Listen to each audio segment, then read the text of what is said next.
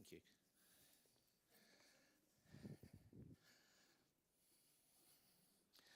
Morning, everybody.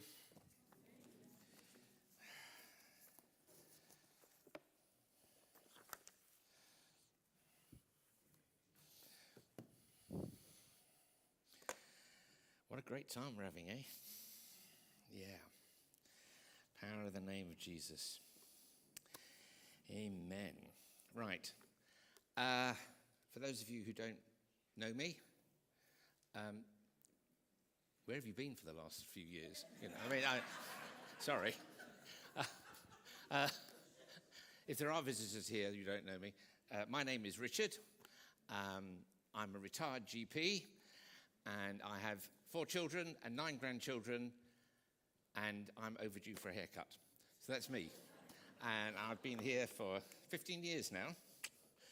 And I like telling stories, as those of you who know me know that. So, little quiz here. Right. I'm going to talk about someone in the Bible. The story of Photina.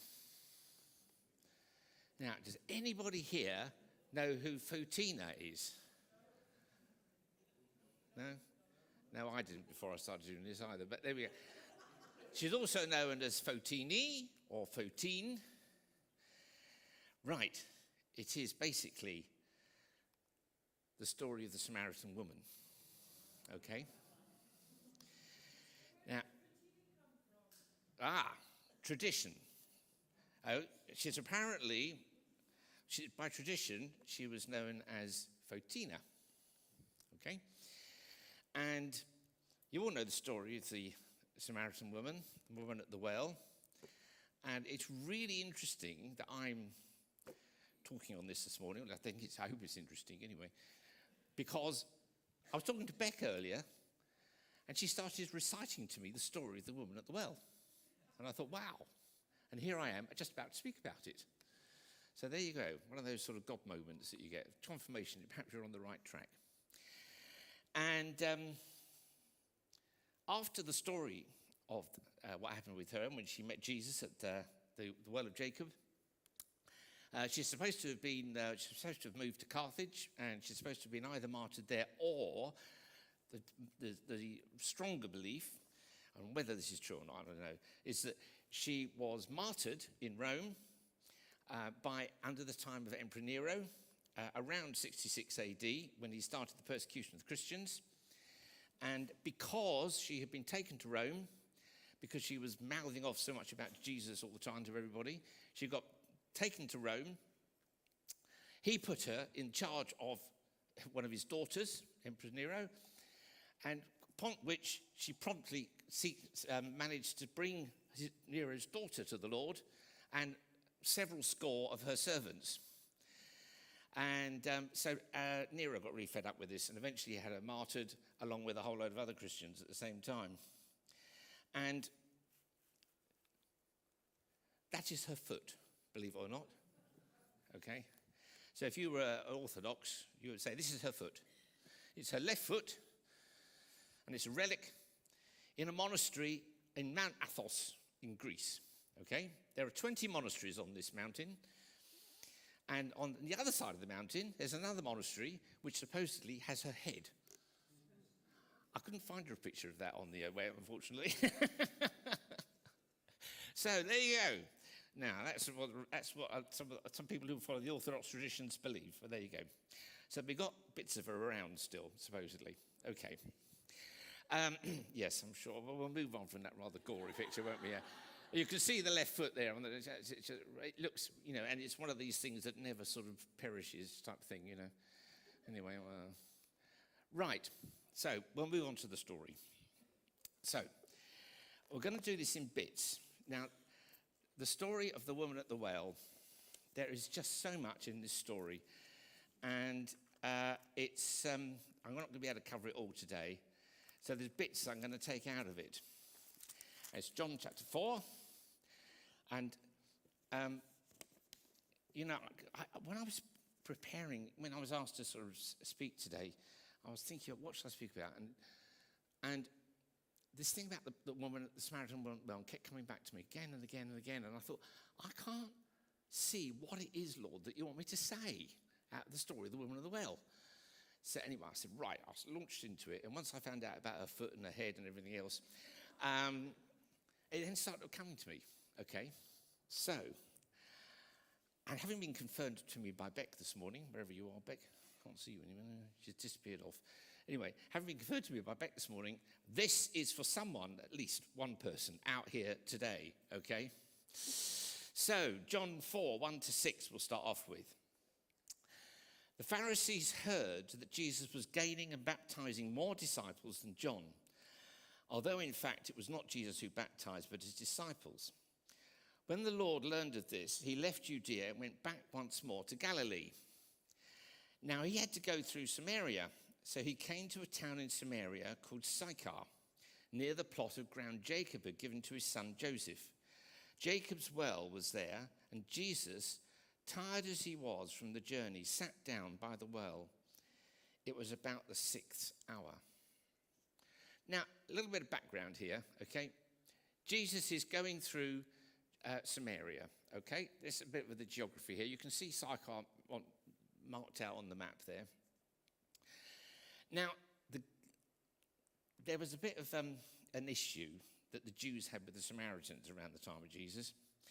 The Galileans, who were in the north of Samaria, which is where Jesus came from, were regarded by the sort of purist Jews who down in Jerusalem as a bit uneducated, questionable ancestry, but mainstream Jewish belief, okay? The Samaritans, who were tucked in between Galilee and Judea, were regarded as mixed Jewish ancestry from the kingdom of Israel, which had been conquered in 721 by the Assyrians, and had been the Assyrians had deported vast numbers of the population over to Assyria. It's all there in the Book of Kings. But they had brought back into this area of Samaria pagan people who were non-Jewish, and resettled them there, recolonized it. And the Samaritans had come out with a sort of mix. They were regarded as a mixed ancestry. On the whole, they still believed mainstream Jewish thinking, but there were significant differences. And one of the biggest ones is they believed that Mount Gerizim, which is just near Jacob's well, which is where this is happening with Jesus and the Samaritan woman, they believed that that was the place that God had told them to worship, not Jerusalem, which is where the Jews said God had told them to worship. So, that's a bit of background history, okay? Now, what about Samaritans today? Okay? Apparently, there are only about 900 of them in actual Samaritan communities in two places. One's in a town near Tel Aviv, and there's a whole village on the edge of Mount Gerizim in the West Bank, just about 3 miles down the road from Jacob's well. There's a scattering of people all around the world who sort of follow Samaritan thinking, but they're not actually in identified official, shall we say, Samaritan communities. So the religious people of the day, the Pharisees and so on, would not go through Samaria because this was the land of the heretics. Okay? They thought, we don't mix with Samaritans. They've got it wrong. They don't believe what we believe, therefore we're not going to mix with them. And to get to Galilee, they would go right round through that. Say you see Perea on the right there, next to east of Jericho. They would go round Perea and through the Decapolis up into Galilee to avoid having to walk through or cycle, no one cycled, whatever, well, not on a horse or whatever they would, to avoid going through Samaria anyway, because they thought the Samaritans were best avoided. They didn't like them. So this is significant that Jesus chose to go straight through Samaria. Jesus had already been making an impact down south in Judea around Jerusalem. It says at the beginning of it, the Pharisees got word of the fact that, things were happening with him, but obviously it wasn't his time. So he decided to go back to Galilee. And he went by the shortest route, which is to go straight through the middle of Samaria up to Nazareth, okay, along what is currently Highway 60. He would have turned off Highway 60, though, as it is at the moment, because they've built a bypass around it. To Sychar, there's a bit of debate about what is the town of Sychar, but it's basically a place called Nablus and Balata, and they're actually in the valley below Mount Gerizim, and they built a bypass around it now. So he would have nipped off up this road. Okay. So we get to verse 6. Jacob's well. And it says in verse 6, Jesus was tired. Do you know, I love this bit, because I love that we get insight into Jesus' humanity, okay? We are about to see an amazing thing happens, and Jesus is completely knackered, all right? And why? Because it's noon, and he has just walked 37 miles from Jerusalem, which according to Google Maps is a 12-hour walk. So he would have been walking all night and all morning, and he gets to this well and he sits down to have a break because he's knackered. That is Jacob's well. Now, interestingly, the historians and archaeologists and everyone actually think this really is the real Jacob's well. It is 135 feet deep. That is a picture of it, and you can imagine, obviously now, it's got a church over it. Anything to do with the Bible's got a church over it these days. So it's got a church over it now. But just imagine Jesus sitting there where that aluminium bucket is. Okay? That is, so if you ever go over there, just go and look at it and think, Jesus actually sat there on the edge of that well. Quite exciting, really, don't you think so? I'm excited, anyway, maybe not. So, he goes down and he sits down. He's knackered, he's walked 37 miles, and it's midday and it's hot. And a Samaritan woman comes along and says, and comes to draw water. Jesus said to her, "Will you give me a drink?" His disciples had gone down to Tesco's to buy some food, he says. Well, down to the town, okay? The Samaritan woman said to him, "You are a Jew, and I am a Samaritan woman. How can you ask me for a drink? For Jews do not associate with Samaritans." Jesus answered her, "If you knew the gift of God and who it is that asks you for a drink, you would have asked him, and he would have given you living water." "Sir," the woman says, "you have nothing to draw with, and the well is deep. Where can you get this living water?" Now, there's a lot even in that bit, which is really strange. In the biblical times, right, drawing water was something that was a communal activity that the women did, and only the women. The men did not draw water, okay? It was a pink job, as they would say. So,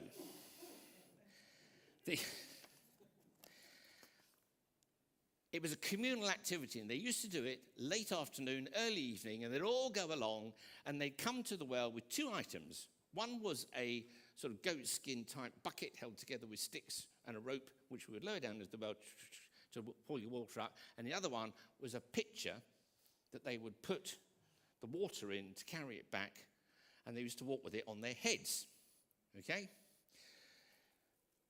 It was a communal activity. The women did it. They'd come together, they'd have a bit of a blether and, have a good time going off.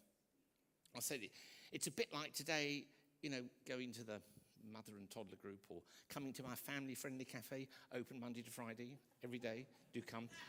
And you go along and, here the kids go absolutely mayhem and the mums sit down and have a nice cup of coffee and have a bit of a blether. So this is what it was like. Mind you, I don't think mums carry their kids on their heads these days. But anyway, so they would get the water, put the clung on their head, and then walk back to their home.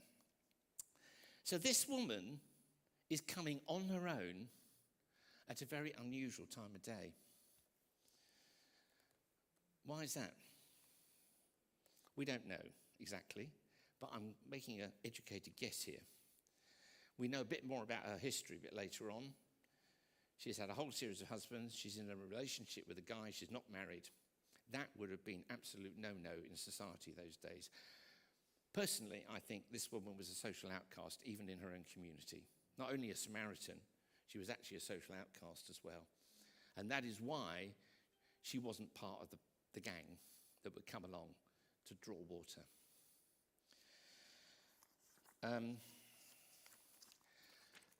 So she comes along, and it's interesting that, say, men, not only is she a Samaritan, who the Jews don't associate with, she's a woman. And men in those days were not allowed to talk to unaccompanied women unless they were family members. There was one exception, though. And the exception was that you could ask a woman for a drink because men did not draw water. It was a pink job. So you could ask a woman for a drink. And it's interesting that she comes along and she clearly thinks that Jesus is bonkers, to start off with. When it says you don't have nothing to draw water with, the actual literal translation is, but you don't even have a bucket. That's what it actually is. You don't have a bucket. So how can you draw the water? Because they weren't wells with permanent buckets. You had to have your own bucket. How are you going to draw this water? She thought he was a bit off his rocker, I think, to start off with. But interestingly, the other thing I want to notice is that she noticed that Jesus was a Jew. How did she know that? He's just a man sitting there. Jews don't go through Samaria.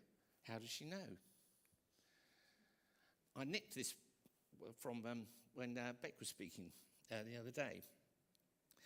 And the thing was that the reason why she knew he was a Jew is because he was obviously a Jew. We know that Jesus dressed as a sincere Jew. You remember the woman who touched the hem of his cloak, and was healed of her bleeding? She was wearing an item of clothing that was stipulated in Book of Numbers, I think, that the Jews had to wear, touching the tassels on the edge of his outer garment. He was dressed like a sincere Jew.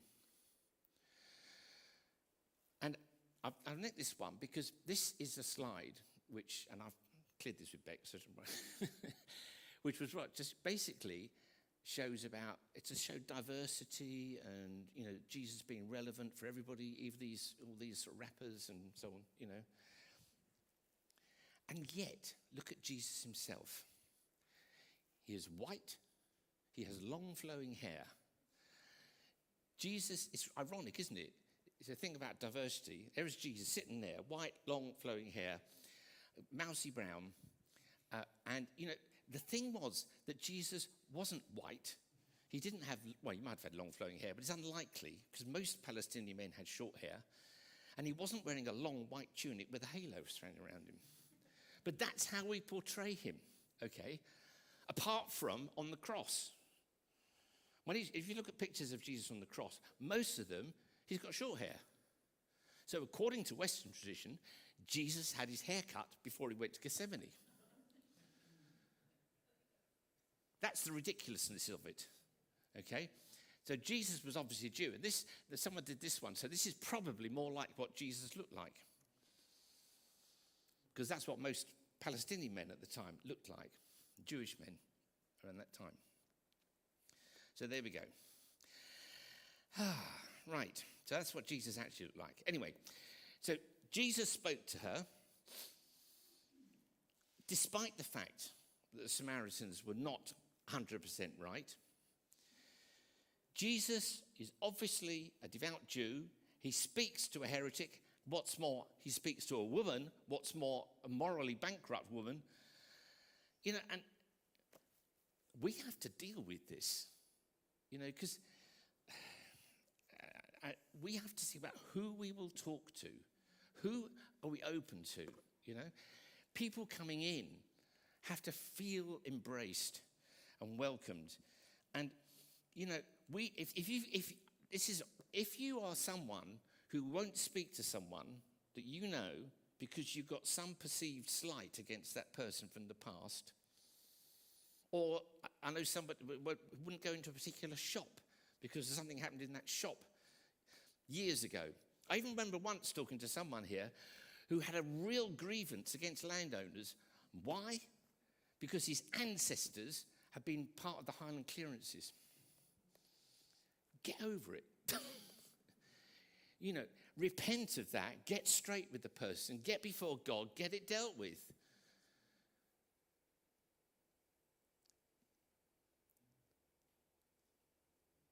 Do you know, our life group is looking at James at the moment, and it's really hit me very hard, where James starts out about saying, do not be deceived. Do not merely listen to the word and so deceive yourselves. And Jesus said at the end of the Sermon on the Mount, everyone who hears these words of mine and puts them into practice is like a wise man who built his house upon the rock. And those who listen and just say that's nice and go off, basically they're building a house upon the sand. God is wanting us to be different. Amen? Yeah. He wants us to be a people who are marked out as being different. Whew.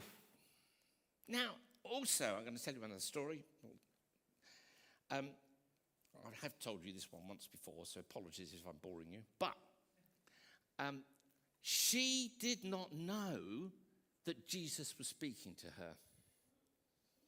Now, who here has heard the voice of God in their lives? Come on, yeah, great.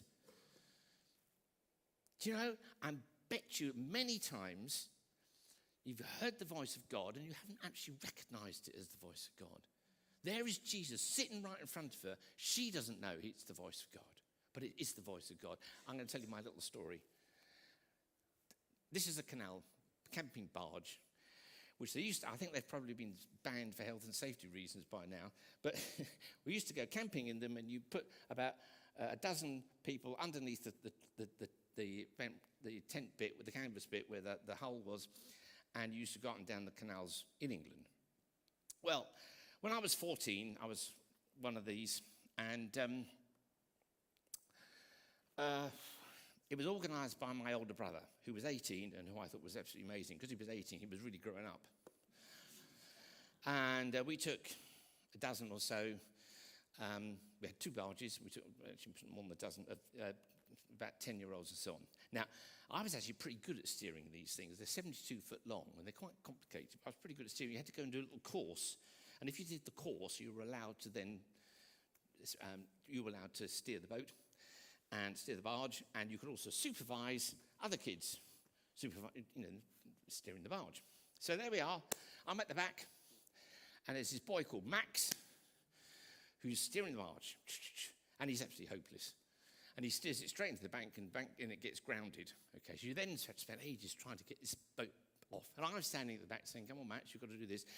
Put it in full reverse, engine turning, things grounded, My brother's at the front with the barge pole pushing it off. Anyway, suddenly it releases. The tiller goes bonk, straight in my stomach. Right, I'm staying right there. And it's a bit like one of those cartoon things, okay? Looking back on it, you think it's quite funny. But you go out, suspended animation, over the canal, then plop, straight into the water. Right. Max, bless him, was 10, froze on the spot, didn't know what to do, left the engine running. My brother, who is not melodramatic by any stretch of the imagination, was right at the front. They have a tiny little narrow ledge down the edge which you can walk along. He says he still does not know how he got from the front to the back as quick as he did to switch the engine off, because Mac had frozen. Because in the meantime, I'm in the water and the barge is going over my head. Okay? He, and I say he's not melodramatic, was quite convinced that I was going to come up as mincemeat because the propeller is not big, it's about that, but it's metal and it's going very fast. In the meantime, as you all probably know, canals are not very deep. They're quite shallow. and they are very dirty, very muddy, and you can't see a thing. In the meantime, it was an Easter holiday. It was really cold, and I had jeans and what we call a Parker jacket on. You remember Parker jackets? I had one of them, really heavy and duty thing. Standing there in gloves and doing my bit. Fall in the water, sank to the bottom of the canal. Now, upon which I just sat at the bottom of the canal. And I do not know why I did this. I was 14, so it's a long time ago. I was quite a competent swimmer. I swam competitively for the school. So I was a competent swimmer. And I lay there, and I had my hand up like this. And I remember hearing this voice in my head saying to me, "Okay, Richard, now start swimming." And I came up the other side of the boat with the propeller still going. While I was there under the water like this, my hand under the water, I felt my glove disappear from my hand. And that's my hand. Now, if you look at it, I was hoping to get a pointer, but I haven't just found one. Look at my index finger. You can see that little scar just below the knuckle? And a little scar on the one on the middle finger on the other side. Right. Whenever I think, what's going on in my life, okay, why is this happening to me? Okay, I told you, I had a cancer diagnosis last year too. And you're saying, why is this happening to me? I look at my knuckles.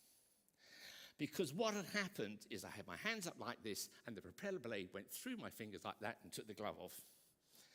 And a tiny bit of skin off each of those fingers.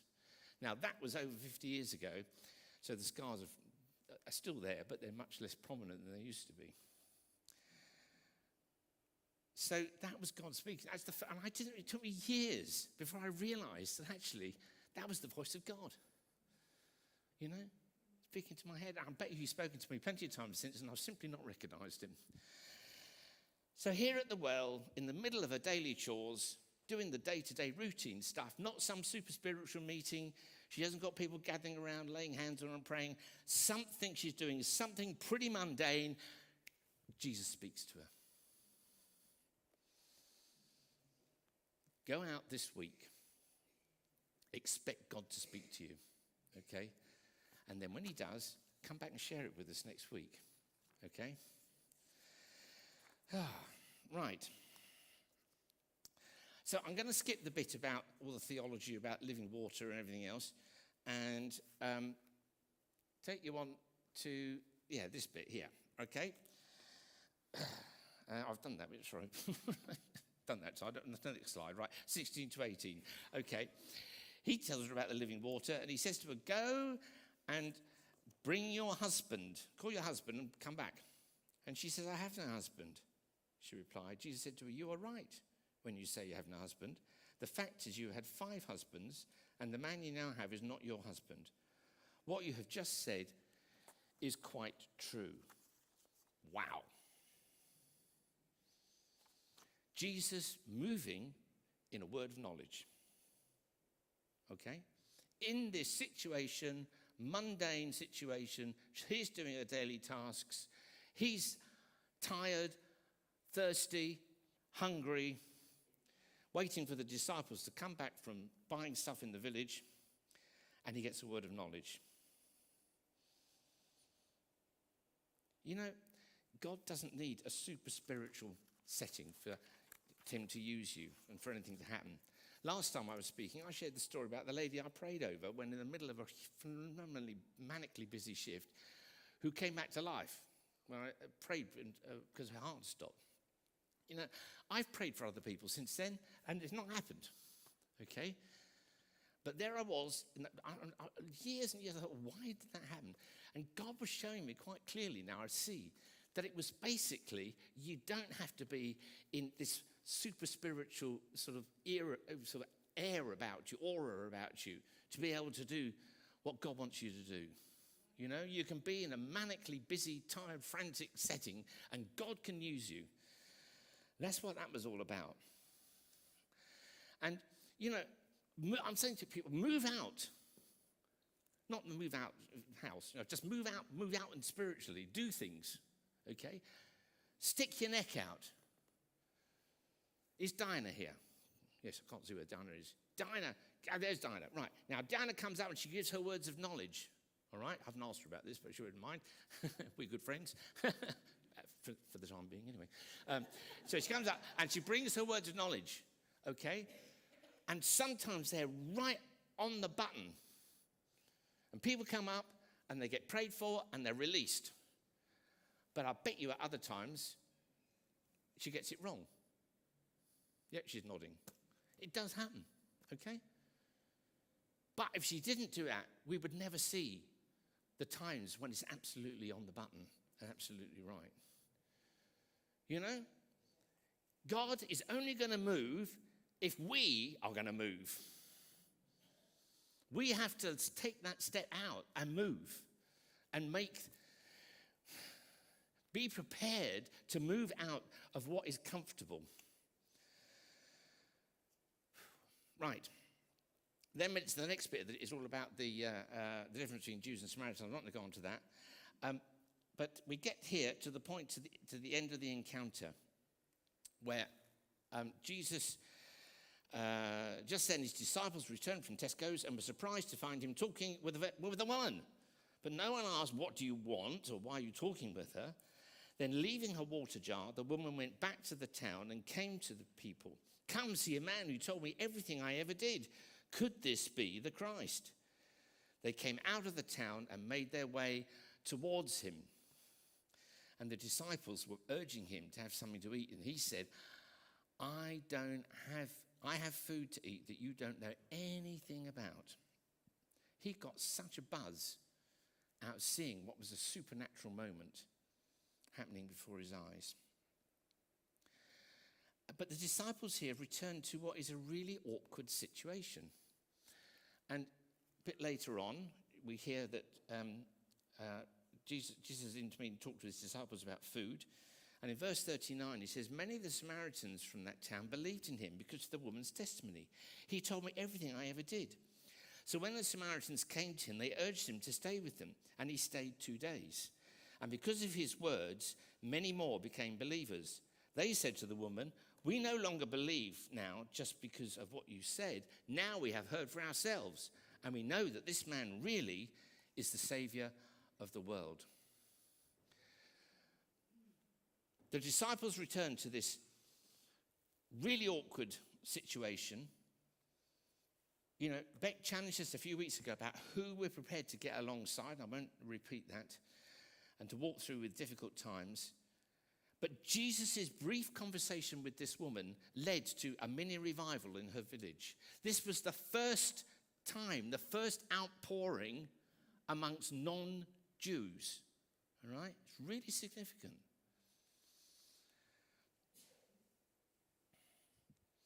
But I wanted to pick up a couple of things. She left her jar. It says she left her jar. The woman went back to the town. This was, why is it mentioned? I mean, this is a deliberate act. The Greek is aphemi, as in the sense of leaving, abandoning, forsaking. She didn't forget it. It wasn't where have I put my car keys moment. You know, it was, she deliberately left it behind. You know, this was a crucial bit of her day-to-day life, crucial bit of kit that she needed for day-to-day living. She left it behind. It featured a turning point for her. A lot of commentators talk about her leaving behind the old water that is only temporary and taking the living water that Jesus talked about. But what I found here out of this was that she left the jar behind. She left what represented her familiar life. She embarked on a whole new life that Jesus opened up to her. You know, we sang that song earlier. It says, I won't be quiet. My God is alive. How would I keep it inside? That's what happened to this woman, okay? She became alive. She left behind. She walked away from her familiar life, the things that she'd been doing routinely day by day, and went down to talk to people about Jesus. So, what's your jar? What do you need to leave behind? You want to see God move powerfully here? We want God to move. We've got to move ourselves. What jar will you need to leave behind? Fixed ideas maybe that you've got about things. The Jews at the time would have been horrified to hear what this story about Jesus talking to the Samaritan woman. Maybe it's something, a way of life, maybe something you do, maybe it's a hobby, maybe you're a pastime that's important to you, maybe it's some physical object that you value too highly. But what are you going to leave behind? What's your jar? That's my first question. What's your jar? I showed this slide last time. Life begins at the end of your comfort zone. Her mundane life of her daily chores, socially isolated, got turned upside down because she was prepared to move outside of her comfort zone. I showed this one last time as well. Don't expect the same old, same old. Now, have I shown you this book before? I can't really remember if I have in previous times. This is a book written by a very good friend of ours who is now passed away. She was a midwife down in South London. She was a member of our church. And she won't mind me saying this now, especially if she's dead, but she was a medical nightmare. Okay, she was, in my practice, the most visited person. Okay, she had terrible asthma. She was in and out of intensive care, and there were all sorts of things wrong with her. God spoke to her about moving to Burundi, which is a small country next to Rwanda, to set up a midwifery service. I had to support that medically, which was a bit of a challenge. But I said, yeah, I believe that God is speaking to you. So I said, right, okay, that's fine. Well, off you go. So she went off. And God did the most amazing things through her. She got there just before the genocide in Rwanda. Now, you may not know this, but the genocide in Rwanda spilled over it into Burundi. There were several 100,000 people were massacred, including, she set up this clinic. All the staff in her clinic were massacred, apart from one of the pharmacists who prayed dead. She had her child abducted, kidnapped. She's been held at gunpoint, and all sorts of things have happened to her. And the book is called The Night the Angels Came, because that night when they were surrounded by gunfire, they were in their compound, and she and the other guy that she worked with, they looked up and they saw the angels all around the wall. Both of them saw it, standing there protecting them. But before all that, Chrissy was just a member of my church and a midwife. But God did the most amazing things through her. It's a good book, by the way. I recommend it. It's called The Night the Angels Came. Right.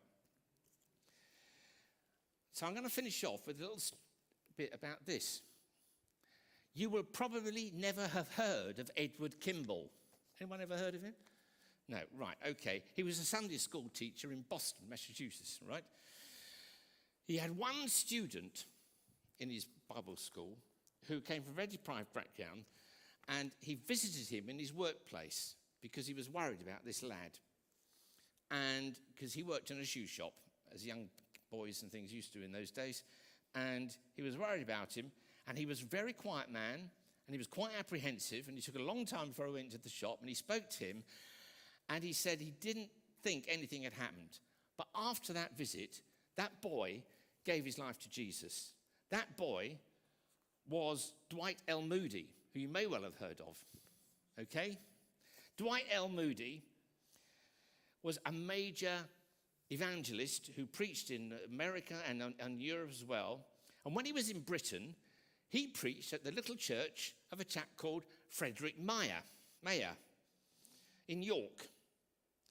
And because of this guy's running this little chapel, he was inspired by this man's ministry to launch out into an evangelistic ministry. And he became quite involved in the Welsh revival. Consequently, as part of his ministry, he led a chap called Wilbur Chapman to Christ. Wilbur Chapman, he also became an evangelist. And at one of his meetings, a very well-known professional baseball player in America committed his life to Jesus. That was a chap called Billy Sunday. Billy Sunday gave up baseball and became a leading evangelist in the USA. As a result of his ministry in Charlotte, North Carolina, a group of men started up a work devoted to reaching out to their town and invited Mordecai Ham to run a campaign there. A group of youths in that campaign determined to cause trouble, and there was a young man of 16 years old who went in to see what was going to happen. After a couple of nights of going back, he gave his life to Jesus. He was Billy Graham. Billy Graham preached the gospel to an estimated 2.2 billion people. And all because of that man who was a Sunday school teacher, Edward Kimball, who had clapped up enough courage to step out and do what he felt God was telling him to do, to go and speak to this boy, which he felt had had no impact on him, but actually turned him around. Billy Graham did many crusades, including in London, one of which was attended by one of my brothers, who went forward and gave his life to Christ, who then took my other brother along, who also gave his life to Jesus. And then, at the age of 10, they dragged me along to a Christian boys' camp, where I went for several years. 3 years on succession, I went forward, because I was so unsure whether I actually was a Christian or wasn't a Christian. I went forward 3 years on the trot. Right? I don't have a dramatic testimony, but that was my success. And I think, actually, I met Jesus because of Edward Kimball. So what you go and do out there, the people you talk to, the encounters that you make, they may not seem huge at the time, but you just don't know what God is doing. So,